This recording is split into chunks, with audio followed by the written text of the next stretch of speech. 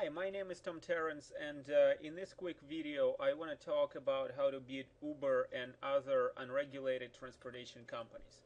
The reason I decided to record this video is because there's a lot of information on the internet about Uber, Lyft, Sidecar, about their flaws, about what they're doing wrong, but the problem is that nobody really tells you how to beat them and how to have more customers than they do, and that's what this video is going to be about.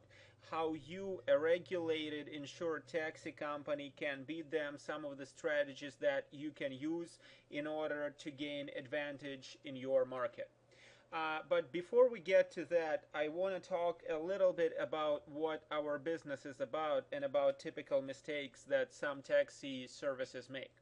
So, what is a business? A business is an entity that makes money, that brings profits. And how does it do it? It's about satisfying the needs of the customers. And so, we in the taxi business generate profits by satisfying the needs of the customers by providing transportation to them. So the correct priority here is number one, customers and their needs, and number two is transportation, meaning employing drivers, dispatchers, providing service, and so on and so forth. And the reason why it's important is because for many taxi business owners, it's all upside down. They think that number one is transportation and number two is customers. And for example, here's how such taxi business owners think. They think that the more cars and drivers they have, the more money they'll make. But the problem is that you will not make more money if you do not have customers, and if your customers are not satisfied, then they're going to leave and go somewhere else. And that's exactly the logic that gets you killed by Uber and such. So number one is customers, and number two is providing transportation to them. And so here's the reason why generic arguments like they are not safe when speaking about Uber and such do not work. When a customer, and again it's all about the customer, sees a nice car, they think to themselves, well, it's a nice car, it looks clean, it looks like it's in pretty good shape, it has to be insured because all cars on the road have to be insured. And a typical customer has no clue about individual versus commercial car insurance, and that's why if all you do is talk about insurance, you're not gonna get ahead because this argument is not really compelling. So, and when it comes to customers and talking to customers and educating them about why they should be choosing your business against any other business, there's a great research tool called Yelp.com, which is, again, free business review site. And so let's look at Uber on Yelp and see how great they are really. So I'm going to open my internet browser, and so here's Uber New York. And Uber New York, out of 168 reviews, gets 2.5 stars. But you may say, well, maybe that's just in New York, what about other cities? So here's Uber Chicago for you. And Uber Chicago gets 2.5 stars. Here's Uber LA. Uber LA gets 3.5. Uber Philly gets 3.5. And Uber Indianapolis gets 2.5 again. So on average, they get from 2.5 to 3.5 stars out of 5. And here's another very interesting page for you. It's Better Business Bureau of San Francisco. And here on this website, you can see that in San Francisco, their home turf, they get an F on a scale of A plus to F, which means they get the worst possible rating that there is out there. So that's how Uber is really doing. So the question you may have then is, well, what's the problem here if their rating is 2.5 stars and they get an F with Better Business Bureau? And the problem is that a lot of taxi services are even worse. So for example, here's a service for you in Pennsylvania that gets 1.5 stars. here's a service for you in Long Island, New York that has 1 star, and I could go on and on and on. And so if Uber is a real problem for you, you gotta ask yourself, well, Uber is getting 2.5 stars to 3.5 stars. How am I doing that they are a problem for me? Because if they are, it means that most likely you are doing even worse. And let's take a look at Uber. What are they doing right? Thing number one, and that's pretty much the only thing they are doing right, is that they show up. And estimates are more often than not correct, even though they're in many cases still incorrect, as you'll see later in this video.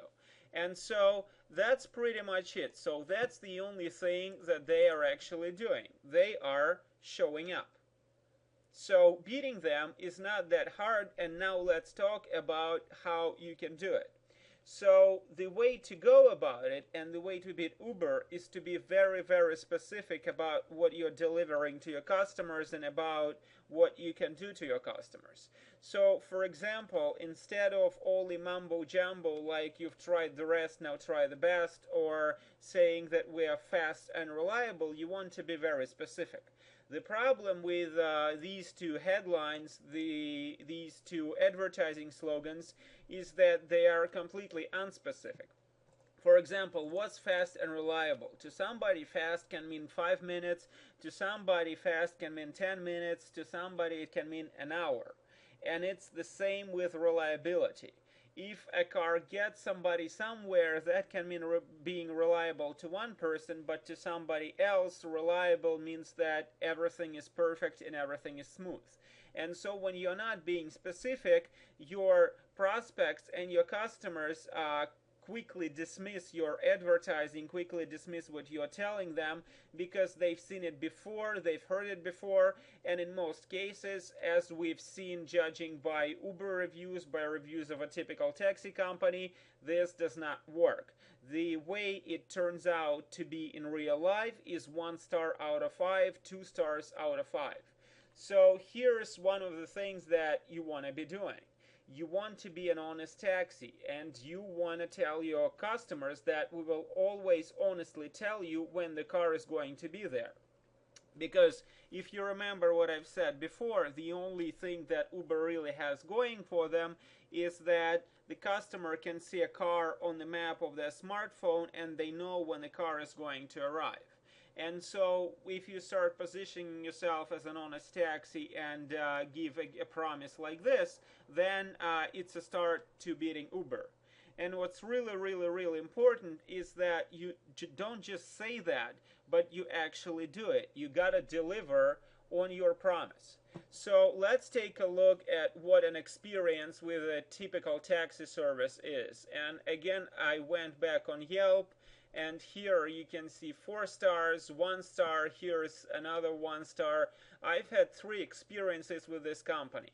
1, told a cab would be there in 20 minutes. 3 hours later, we were told we should just walk home. A driver got out of his car, threatened to fight us, and drove away. Left our 3 minutes waiting outside. When we called back, told us to go F ourselves. Use somebody else. Another one, poor service. I've been stranded twice by them after promising to pick me up within 20 minutes. They eventually came 90 minutes to 2 hours after my call. As for politeness, forget it. So that's the real problem that a lot of taxi companies have going for them. And what I recommend you do, go on Yelp, find your taxi company, go on Google Reviews, find your taxi company, and see what your customers are saying about you. Because if you have a rating like this, then it's not about Uber, but it's about you getting at least to their level. So here's another taxi company, this time in Huntington Station, New York. Here are some of reviews for them. 2 stars, 1 star, 1 star. Here's another 1 star. My car was in the shop and I needed a ride to Alight RR Huntington Station. Very unfriendly operator answered with a greeting of just taxi. I gave my address on Cross Street. They don't take a contact name or number. I originally called 45 minutes before my scheduled train. I only live 10-minute drive away from LIRR in Huntington. After waiting for 25 minutes, I called Orange and White again to find what's going on. The unfriendly operator answered and transferred my call to someone else. He told me that the taxi was sent to the right street but wrong house. Since they don't take a contact number, they should not call me back to confirm or check the address. The taxi was just heading back to the station. He turned around and the driver told me of the above situation. I barely made my train. So this is the typical experience of a typical customer of a typical taxi company. So that is the problem. The problem is not really with Uber, but the problem is that the service usually is so bad. But suppose you go through all these reviews for other taxi companies, you go and check your own reviews, and you fix any and all problems what you might have. So what else do you do? How can you really beat Uber? It's very, very simple. After you fix all those things for yourself, you gotta take a look at why does Uber actually get 2.5 stars to 3 stars. And once you go through all the reviews, you can see that the problems are very simple. Problem number one is they overcharge people, and sometimes they charge people for even the cases when somebody isn't taking a ride at all because they have a credit card on file and they screw up and they charge the cards. They do not have a customer phone number to call, and they pretty much have no customer service. So here is another Yelp review from Uber, for Uber. If I could give 0 stars, I would. I used Uber to get from EDC MetLife Stadium to my hotel, which is a 10-minute drive away, and they charged me $80. They don't have a phone number you can call, and customer service does not exist. I've emailed them and requested that I be charged the amount that was estimated when I used the app to see how much it would cost, $17 to $20, and asked that I be refunded because $80 for a drive that I could walked was absolutely ridiculous. It's been a week since, and I still have not gotten a reply.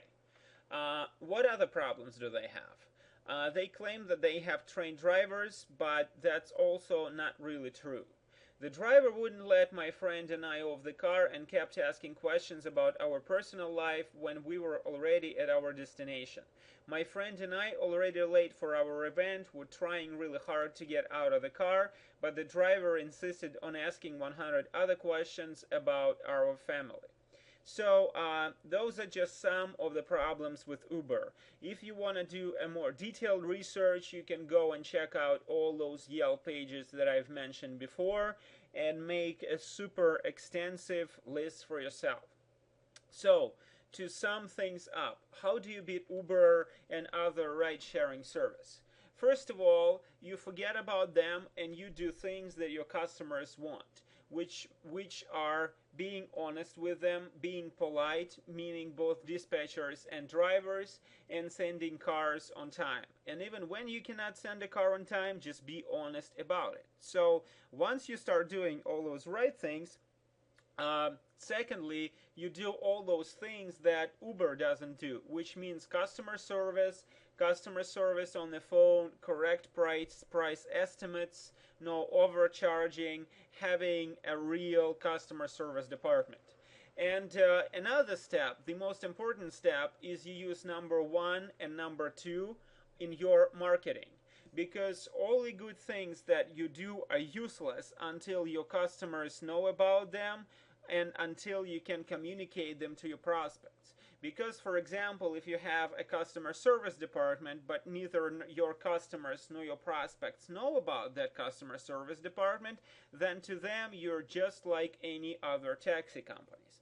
So again, do the right things by yourself, do the things that Uber or some other competitors of yours won't, and number 3, use all those things in your marketing to stand out from your competition and have more customers and make more money than they do.